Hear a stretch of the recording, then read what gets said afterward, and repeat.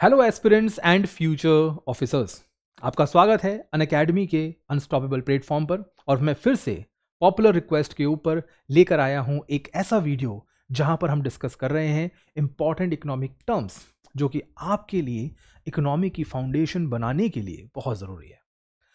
पिछली क्लास में हमने कुछ 17-18 वर्ड्स को डिस्कस किया था, 17-18 टर्म्स ऐसे डिस्कस किए थे जो कि इकोनॉमी पढ़ने से पहले आपको आने चाहिए। आज हम उसी ट्रेडिशन को आगे बढ़ाते हुए, क्योंकि जैसा कि मैंने पिछले वीडियो में कहा था कि आपको अगर वो वीडियो अच्छा लगे तो आप उसमें कमेंट्स कीजिए, और बहुत सारे बच्चों ने कमेंट्स किया, उसको लाइक किया और कहा कि सर उस वीडियो का दूसरा पार्ट जरूर लेके आइए। तो उसी पॉपुलर चॉइस को पूरा करने के लिए आज हम लेके आए हैं उस वीडियो का second part, important economic terms you must know. वो इकोनॉमिक टर्म्स जो आपको जरूर आने चाहिए। और अगर आपको ये वीडियो भी अच्छा लगे तो आप कमेंट कीजिएगा, हम और ज़्यादा टर्म्स इसके लिए लेकर आएंगे इसके थर्ड पार्ट में। तो आज हम जो टर्म यूज करने वाले हैं वो है ट्रांसफर पेमेंट क्या होता है, फ्लो स्टॉक क्या होता है, सर्कुलर फ्लो ऑफ इनकम क्या होता है, टाइप्स ऑफ गुड्स जिसको आप हर दिन सुनेंगे, कहीं ना कहीं जरूर किसी ना किसी न्यूज़पेपर में आपको वो देखने को मिलेगा। बजट क्या होता है, डेफिसिट क्या होता है, फिस्कल क्या पॉलिसी होती है, मॉनेटरी पॉलिसी क्या होती है, और सबसे लास्ट में जीडीपी क्या होता है, राइट। नेशनल इनकम क्या होती है, कैसे बनती है। तो इन टर्म्स को आज हम डाइसेक्ट करेंगे। तो चलिए शुरुआत करते हैं सबसे पहले टर्म से। तो पहला जो टर्म है आपका वो इन चीज़ों पे बेस्ड है। स्क्रीन पे मेरे पीछे दो लोग हैं, एक बहुत ही बुजुर्ग पुरुष है, राइट, एन ओल्ड मैन, और एक यंग चाइल्ड है, स्कूल में बैठा है, मुस्कुरा रहा है। ये वो लोग हैं हमारी जनसंख्या के जो कमाते नहीं है, राइट। ये अपना भविष्य बनाने के लिए पढ़ाई कर रहे हैं, इनका खर्चा पानी सब कुछ, राइट, जो भी है वो चल रहा है इनके मम्मी पापा की सैलरी से, इनके पेरेंट्स की सैलरी से, गार्जियन की सैलरी से, यानी कोई और इनका खर्चा चला रहा है। ये सिर्फ कंजम्पशन कर रहे हैं। ये क्या कर रहे हैं? ये कर रहे हैं कंजम्पशन, यानी ये सिर्फ उपभोग कर रहे हैं, कंजम्पशन ओनली। दूसरी तरफ हम इनकी बात करते हैं, गरीब आदमी है, बुजुर्ग आदमी है, इनके पास कोई सैलरी नहीं है, तो ये काम नहीं कर रहे, बुजुर्ग हो गए हैं, फिजिकली वर्क करने के केपेबल नहीं है, तो ये भी, इनका भी चल रहा है कंजम्पशन ओनली। ये भी कमाते नहीं है, सिर्फ कंज्यूम करते हैं। तो इनको जिंदा रहने के लिए क्या चाहिए? इनको चाहिए पेंशन, इनको चाहिए pension, because he can't work, वो काम नहीं कर सकते। इस बच्चे को क्या चाहिए? इसको चाहिए स्कॉलरशिप, यानी कि कोई इसकी पढ़ाई का खर्चा उठा दे, सरकार, कोई कंपनी, कोई गार्जियन वगैरह वगैरह, स्कूल शायद। तो ये दोनों लोग जो हमारे समाज में रहते हैं, ये कौन है और इनको किस चीज की जरूरत पड़ती है? और जब इनको पेंशन या फिर स्कॉलरशिप मिलती है तो इसे हम कहते क्या हैं? इसे हम कहते हैं ट्रांसफर पेमेंट। क्या कहते हैं? Transfer payment. ये वो पेमेंट है जिसे एक आदमी से, एक एंटिटी से दूसरे एंटिटी पे ट्रांसफर किया गया है, लेकिन उसके बदले कुछ मिला नहीं है। अब आप कहेंगे ऐसा कैसे? जब इस बच्चे को एजुकेशन के लिए स्कॉलरशिप मिलती है, सरकार बच्चे को स्कॉलरशिप देती है, तो बच्चे ने सरकार को क्या रिटर्न किया? कुछ नहीं, कुछ नहीं। 10 साल का बच्चा है, 10 साल बाद शायद नौकरी में लगेगा या 10 साल और पढ़ाई करेगा, तो सरकार को तो जीरो रिटर्न्स आते हैं। इधर इन्हें सरकार पेंशन देती है, काफी सारी ऐसी योजनाएं हैं जहां पे सरकार पेंशन देती है। तो ऐसी योजनाओं में जो सरकार पेंशन देती है, तो सरकार को इन आदमी से, इन बुजुर्ग इंसान से क्या मिलता है? कुछ। तो क्या आपको नहीं लगता कि ट्रांसफर पेमेंट जो है ये वन साइडेड हो गए? वन साइडेड हो गए। अगर अभी मार्केट में ये पेन खरीदने जाऊंगा तो मुझे इस पेन के बदले पैसा देना पड़ेगा, एक हाथ ले एक हाथ दे, right, give and take relationship चलेगा। लेकिन जब मैं बात कर रहा हूं ट्रांसफर पेमेंट्स की, तो ऐसा रिलेशनशिप यहां देखने को नहीं मिलता है। तो आते हैं कंक्लूजन पे। ट्रांसफर पेमेंट्स क्या होते हैं? ट्रांसफर पेमेंट्स होते हैं आपके ऐसे पेमेंट जिस without receiving any goods and services, ऐसे पेमेंट जिसके बदले में आपको ना तो कोई वस्तु मिली हो, ना ही कोई सेवाएं मिली हो, कुछ नहीं मिला है उसके बदले, लेकिन आपने पेमेंट किया है। Return within a country, within a country है, right, mainly used in public finance and national income. सरकार के खर्चे पानी में, सरकार ने कितना खर्च किया नहीं किया, इसके कैलकुलेशंस में, और जीडीपी में से हम इसको निकाल देते हैं क्योंकि गुड्स एंड सर्विस प्रोड्यूस नहीं हो रही। अगर हमारे देश में कोई भी ऐसा काम हो रहा है जिससे गुड्स और सर्विसेज यानी आपकी वस्तुएं और सेवाएं इनका प्रोडक्शन नहीं हो रहा, तो वो जीडीपी में इंक्लूड नहीं होगी। जैसे वॉलंटरी सर्विसेज, मैं चैरिटी कर रहा हूं, क्या वो जीडीपी में आएगा? क्यों आएगा? वॉलंटरी सर्विसेज, मैं पार्क में गया, मैंने सफाई कर दी, मेरी सर्विस है, लेकिन क्या वो मैंने पैसा कमाने के लिए की? नहीं, तो वो जीडीपी में इंक्लूड क्यों होगा? इन दोनों लोगों ने जीडीपी में क्या कंट्रीब्यूशन दिया? 0। लेकिन उसके बदले इनको कुछ ना कुछ मिल रहा है। तो जीडीपी में जब कुछ प्रोड्यूस ही नहीं हुआ तो उसको लिखना क्यों, उसको इंक्लूड क्यों करना है? लेकिन कैलकुलेट तो करना है, टोटल तो करना होगा ना कि सरकार का खर्चा कितना हुआ।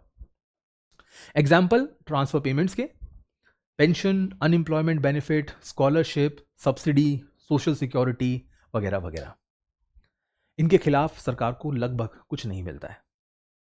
चलिए अगले टर्म पे चलते हैं। अगला टर्म है ये फोटोग्राफ। ध्यान से देखिए क्या हो रहा है यहां पे। ऊपर से नल खुला है, पानी आ रहा है, पानी को हमने कह दिया इनफ्लो। यहां पर पानी इकट्ठा हो रहा है, जो पानी इकट्ठा हो रहा है, कलेक्ट हो रहा है, उसे हमने कह दिया स्टॉक। जो पानी लगातार निकल रहा है उसे हमने कह दिया आउटफ्लो। यानी कि कुछ तो ऐसा है जो कंटिन्यूअसली चल रहा है, राइट? कुछ तो ऐसा है जो कंटिन्यूअसली चल रहा है और कुछ ऐसा है जो स्टक है यानी रुक गया है। कुछ तो ऐसा है जो लगातार चल रहा है और कुछ ऐसा है जो रुक गया है। मान के चलते हैं कि इस पूरी टंकी में, राइट, ये जो टैंक है आपका, वाटर टैंक है, वेसल है, जो भी है, इसमें एक बार में 100 लीटर्स का पानी आ जाता है, राइट? लेकिन इसमें हमने क्या देखा कि इसमें जो इनफ्लो है वो है 20 लीटर्स और आउटफ्लो है 20 लीटर्स। 20 लीटर तो पानी आया और 20 लीटर पानी चला गया, यानी यहां पर कुछ ना कुछ चेंज हुआ है। जब 20 लीटर पानी आया तो ये हो जाएगा 120, 120। जब 20 लीटर पानी चला गया तो ये हो जाएगा वापस 100। या फिर दूसरी तरफ से देखते हैं, अगर 20 लीटर पानी चला गया तो ये हो जाएगा 80 और फिर 20 लीटर आ गया तो हो जाएगा 100। यानी ये तो 100 फिक्स रहेगा, ये स्टक हो गया, ये एक जगह रुक गया है एक पॉइंट ऑफ टाइम पे। अब अगर इसको मैं मेजर करूं तो मैं कहूंगा 100 लीटर ऑन 26 मार्च कि 26 मार्च को वर्ड मैंने क्या यूज करा है? मार्च को, यानी कि ऑन, कि 26 मार्च को 100 लीटर इस वेसल में पानी था।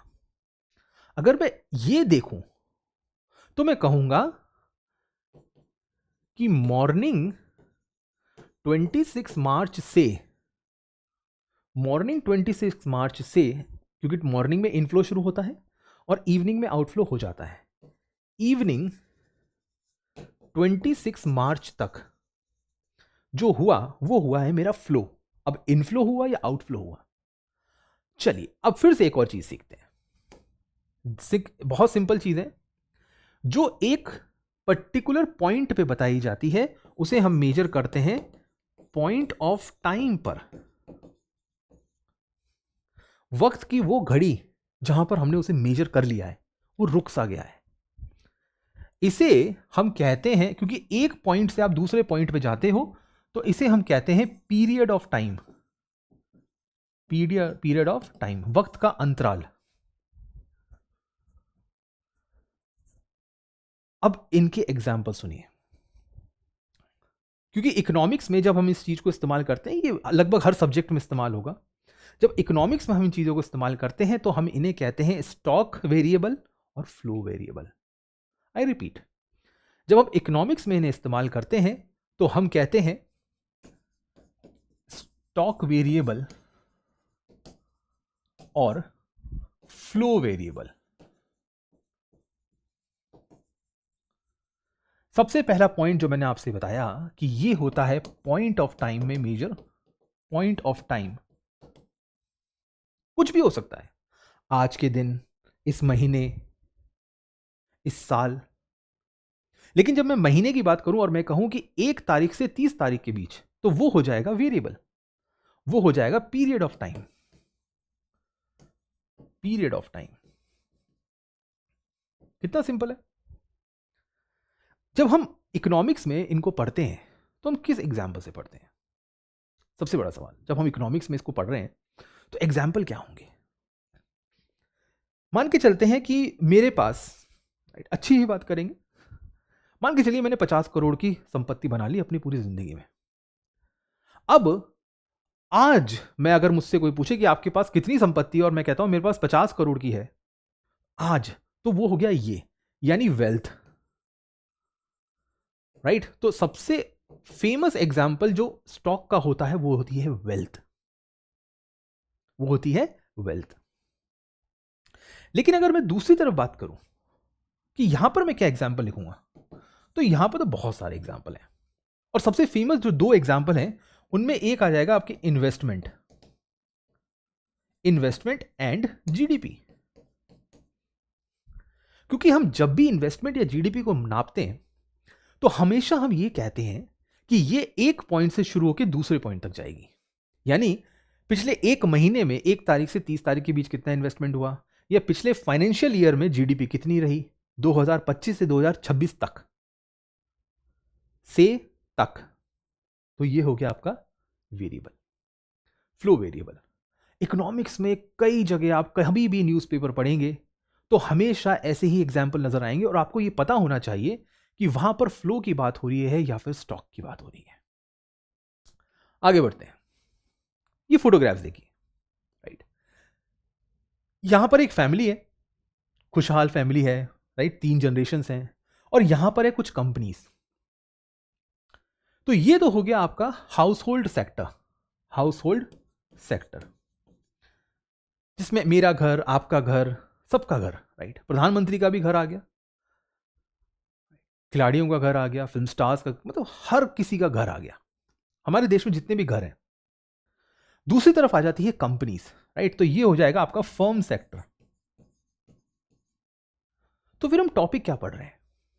जो टॉपिक हम पढ़ रहे हैं वो होता है circular flow of income, circular flow of income. अब देखिए यहां पर क्या बात हो रही है, फ्लो की। यहां वर्ड क्या यूज कर रहा हूं मैं, फ्लो। सर्कुलर स्टॉक की बात नहीं हो रही है, यानी एक पॉइंट से दूसरी पॉइंट कुछ जा रहा है। क्या जा रहा है? इनकम जा रही है, राइट। चलिए देखते हैं। एक हाउस होल्ड, एक घर, कंपनी को क्या देता है? यहां पे मैंने 2 एरो बनाए हुए हैं, राइट। तो एक हाउस होल्ड एक कंपनी को क्या दे सकता है?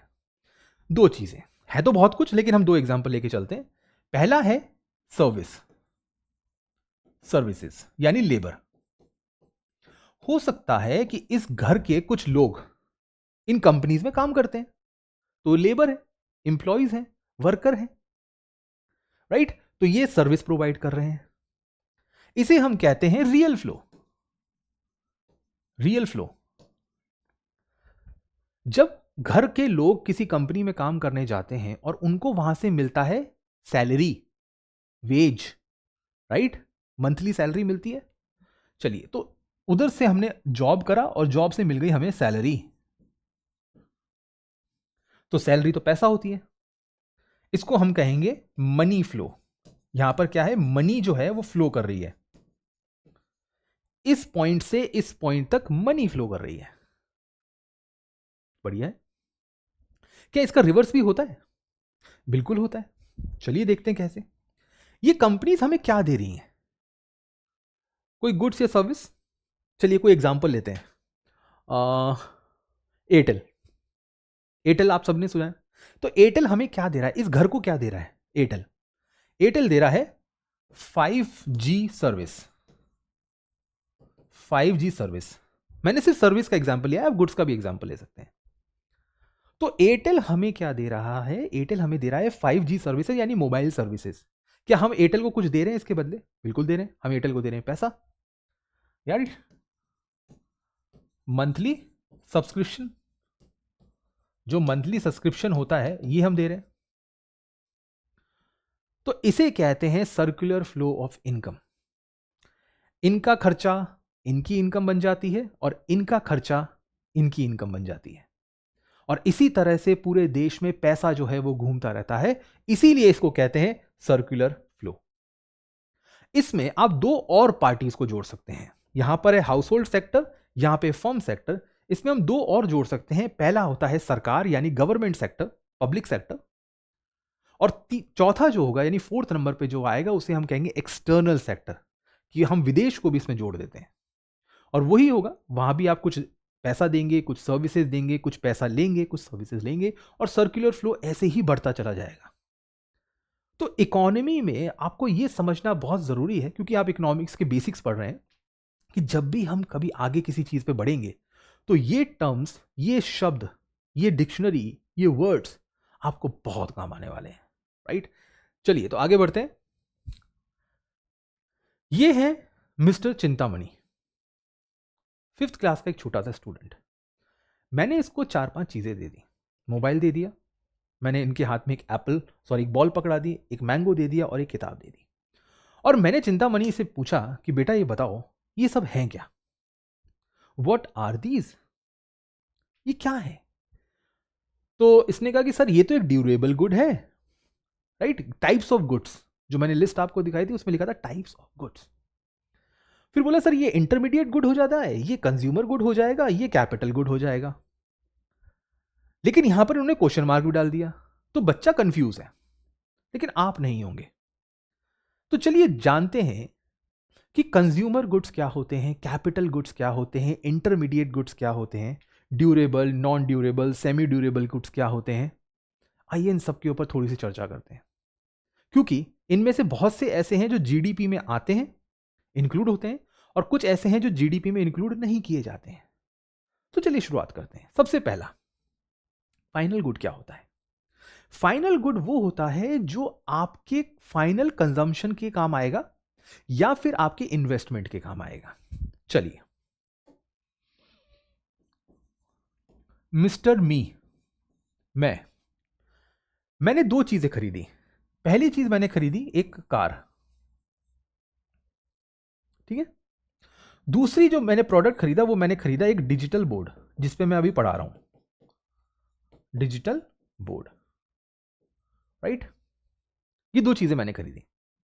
जो कार मैंने खरीदी, इससे मैं क्या करूंगा, आऊंगा जाऊंगा, ट्रैवल करूंगा, right. I will enjoy, ride करूंगा, मुझे धूप से बारिश से इन चीजों से बताएगी। तो ये मैंने करनी है कंजम्पशन, इसको मुझे करना है उपभोग, ये मुझे करना है कंजम्पशन।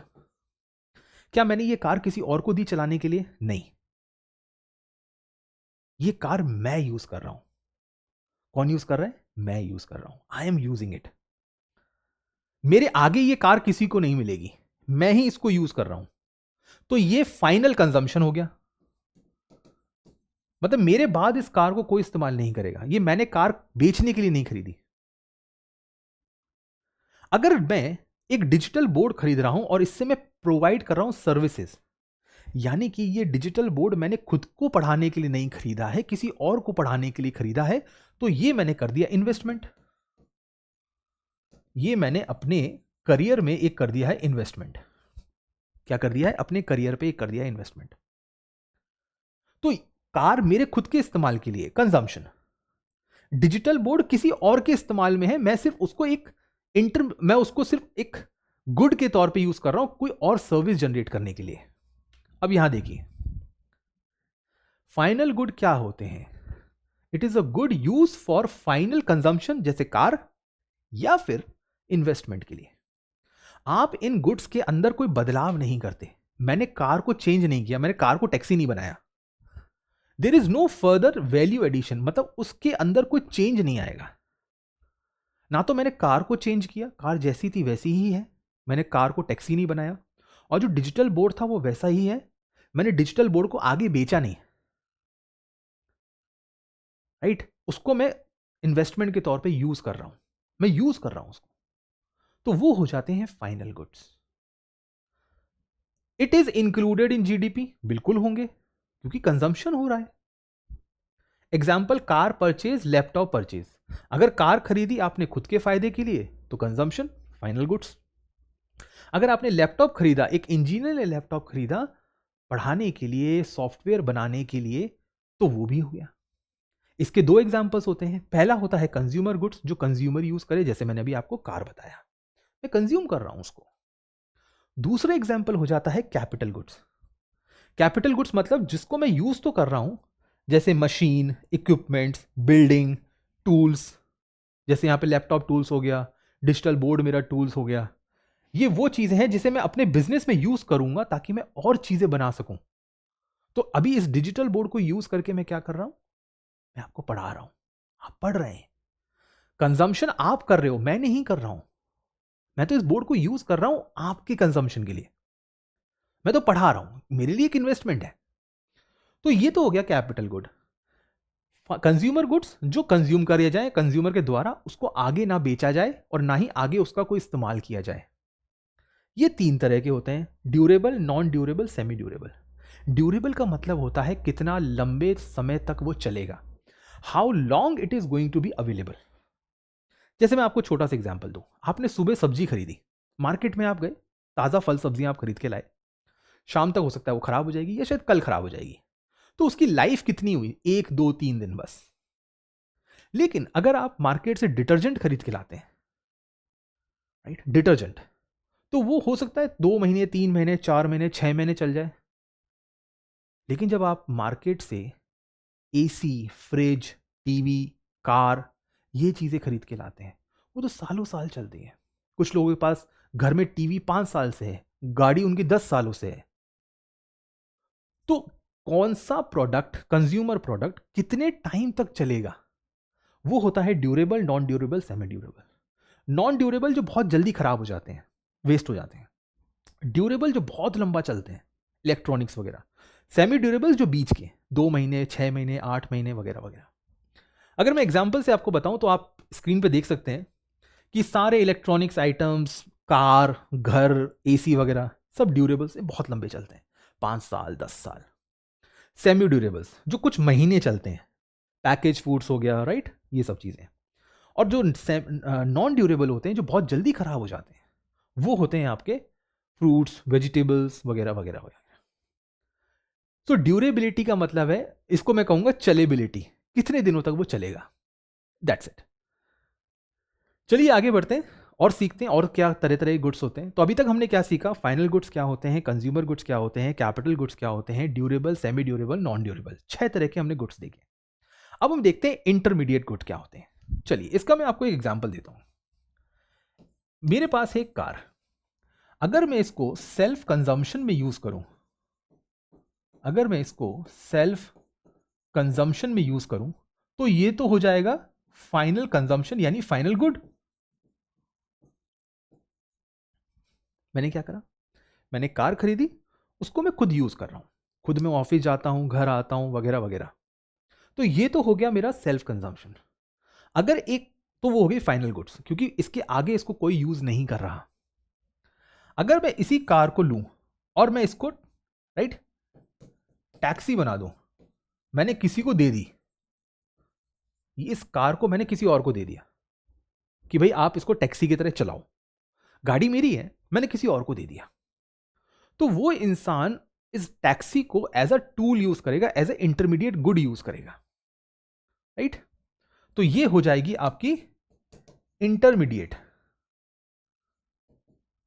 Intermediate good. डन। तो इंटरमीडिएट गुड क्या होता है, इंटरमीडिएट गुड वो होता है जिसे आप खरीदते ही बेचने के लिए। तो मैंने कार खरीदी, उसको बेच दिया टैक्सी ऑपरेटर को, या फिर उससे मैं कोई और सर्विस क्रिएट करूं, मतलब उस कार से मैं पैसा कमाने की कोशिश करूं, तो ये हो गया intermediate good. There is further value addition in these goods, बिल्कुल सही बात है। जैसे मैंने एग्जाम्पल भी लिखा है, आटा, व्हीट फ्लोर। आप अपने घर में आटे से रोटी बनाते हैं, फाइनल गुड हो गया वो, आपने किसी और को दी नहीं। लेकिन एक ब्रेड बनाने वाले ने उस आटे से ब्रेड बनाया और उसको बेच दिया, खुद ने नहीं खाया, बेच दिया, तो उसके लिए आटा क्या हो गया, एक इंटरमीडिएट गुड। टैक्सी ऑपरेटर के लिए कार, एक सॉफ्टवेयर इंजीनियर के लिए लैपटॉप, सब इंटरमीडिएट गुड है। लेकिन उस लैपटॉप से वो फर्दर वैल्यू एडिशन कर रहा है या नहीं, ये देखने वाली बात है। अगर उस लैपटॉप पे वो नेटफ्लिक्स देख रहा है तो शायद नहीं होगा।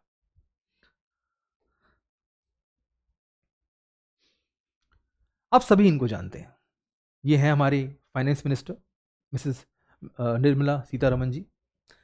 ये एक सवाल पूछ रही हैं कि क्या आपको पता है कि बजट जो मैंने इस साल रिलीज किया वो क्या होता है? Do you know what is budget? ये आपसे एक सवाल पूछ रहे हैं। Do you know what is budget?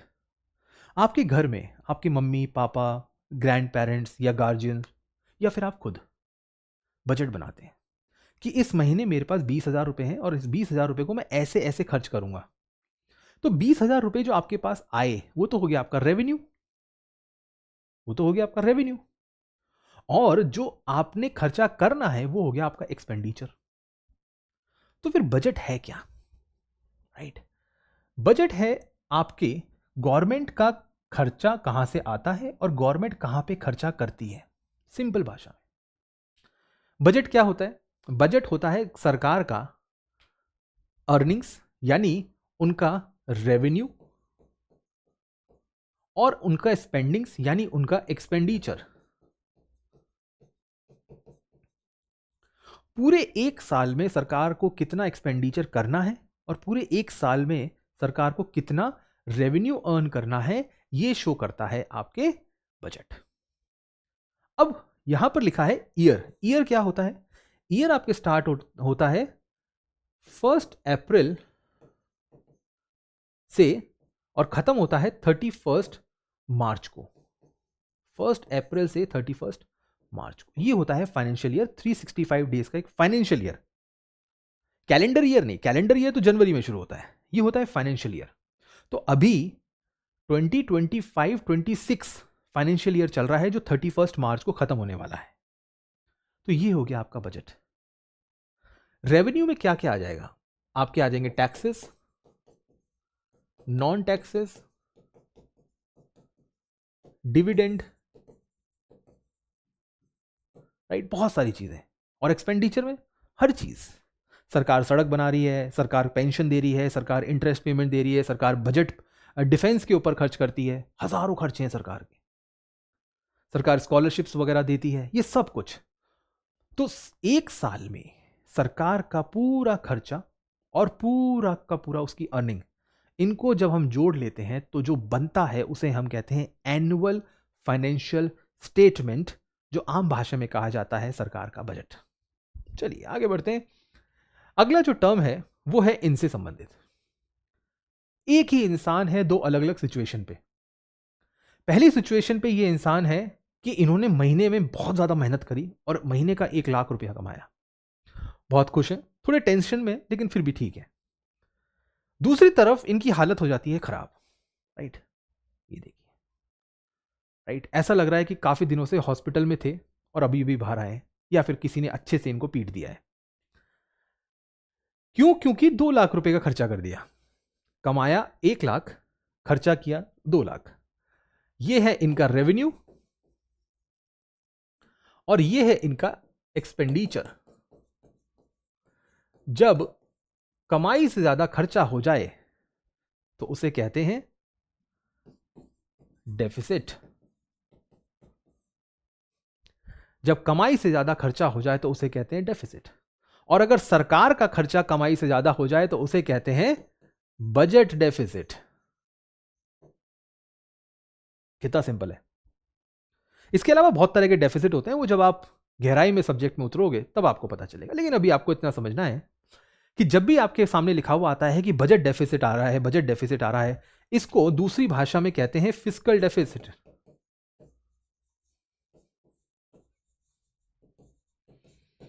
और डेफिसिट एक ऐसी चीज है जो एक आम आदमी से लेकर सरकार तक को, यहां तक कि विदेशों में सबको, बड़ी बड़ी कंपनियों तो को भी झेलना पड़ सकता है। इसका एक और मैं आपको एग्जांपल देता हूं, राइट। 1 लाख की तो हमारी अर्निंग थी, राइट। 1 लाख का घाटा कैसे हो गया? जब अर्निंग ही 1 लाख की है तो 1 लाख का घाटा कैसे हो गया? कैसे हो गया? इसका मतलब हद से ज्यादा खर्चा कर दिया। 1 लाख की अर्निंग 1 लाख का घाटा, यानी आपने जो खर्चा किया है वो 2 लाख का था, तभी तो माइनस में चले गए, राइट। तो ये कॉन्सेप्ट था आपका बजट डेफिसिट का।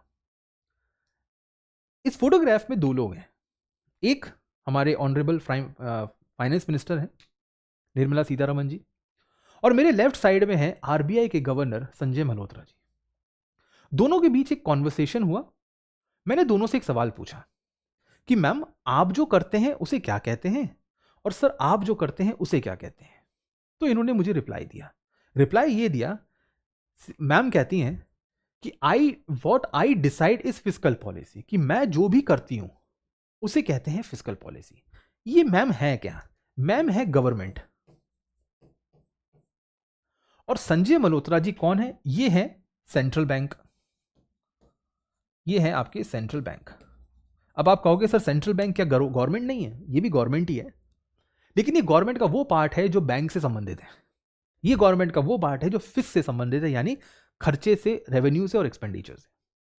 तो मैम कहती हैं कि जो मैं डिसीजंस लेती हूं, जैसे कभी टैक्स को बढ़ा दिया, कभी टैक्स कम कर दिया, कभी आपको सब्सिडी दे दी,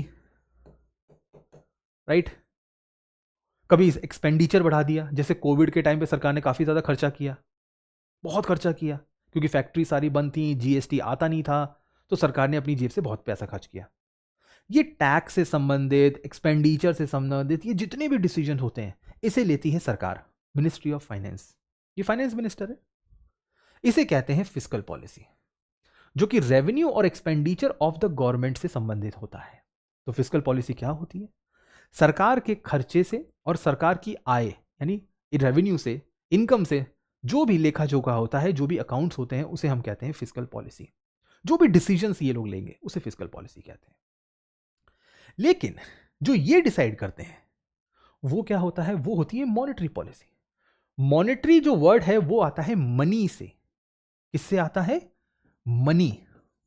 तो ये डिसाइड करेंगे कि हमारे देश में मनी की कीमत क्या होगी, मनी की क्वांटिटी क्या होगी और उसका डायरेक्शन क्या होगा। चलिए मैं आपको ये तीनों एक बार समझा देता हूं।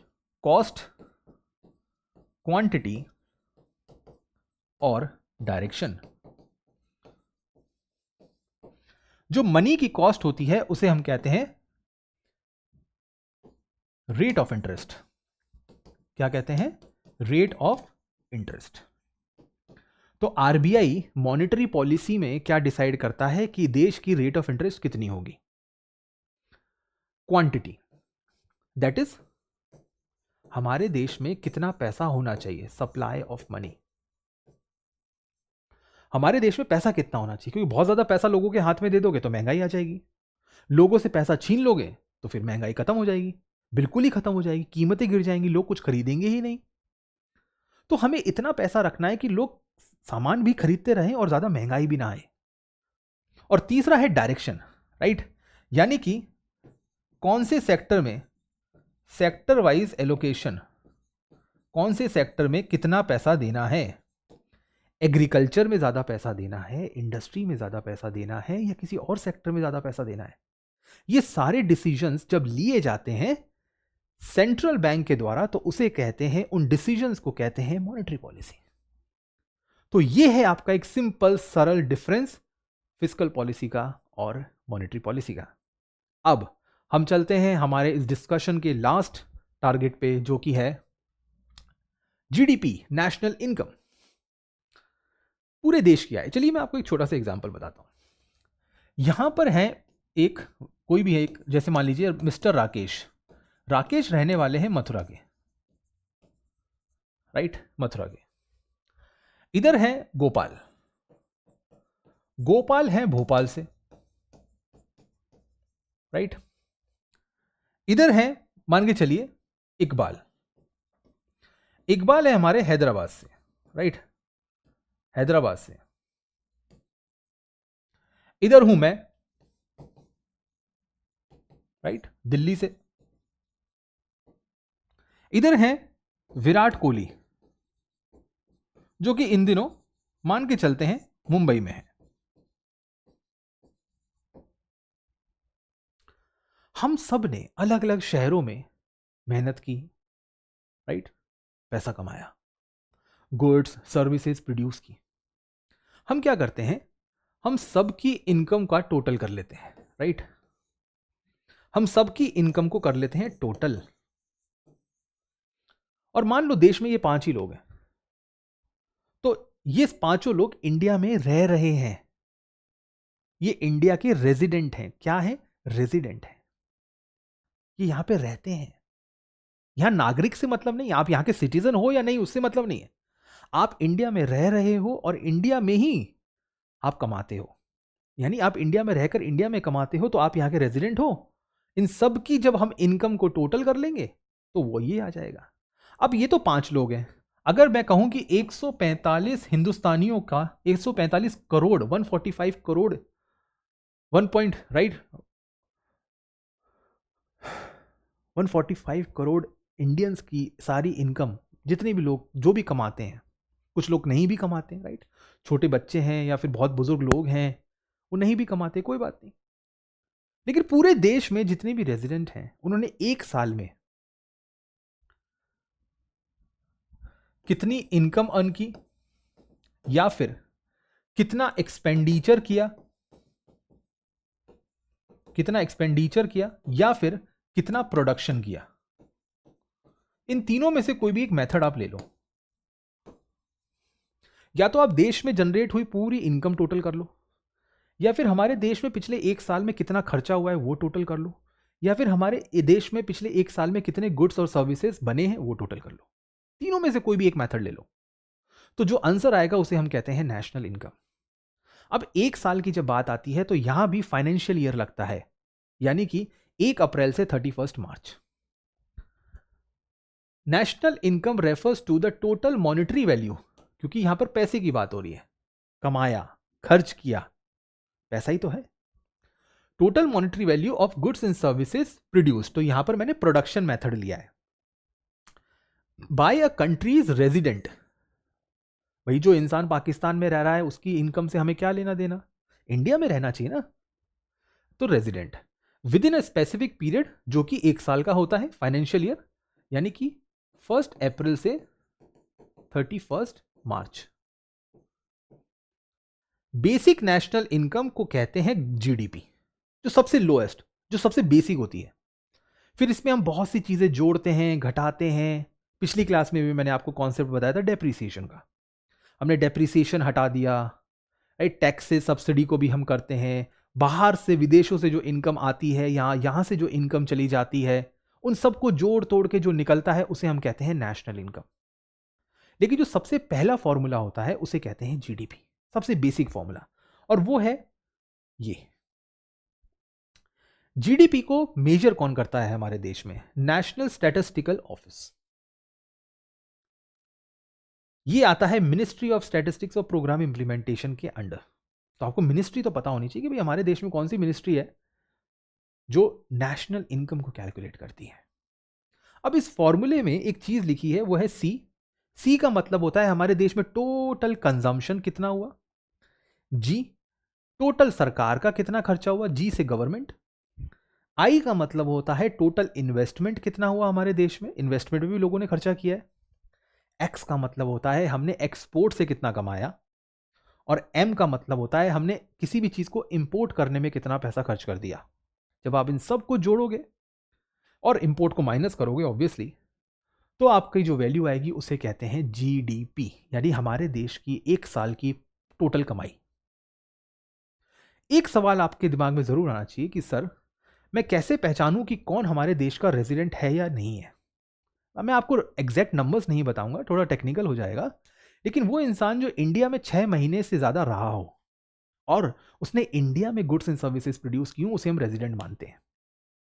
तो सर क्या इसका मतलब ये होता है कि जो इंडिया के बाहर रहता है तो वो इंडिया का ही आदमी, लेकिन इंडिया के बाहर रहता है तो क्या उसकी इनकम को हम इंक्लूड नहीं करेंगे? क्या वो रेजिडेंट नहीं है?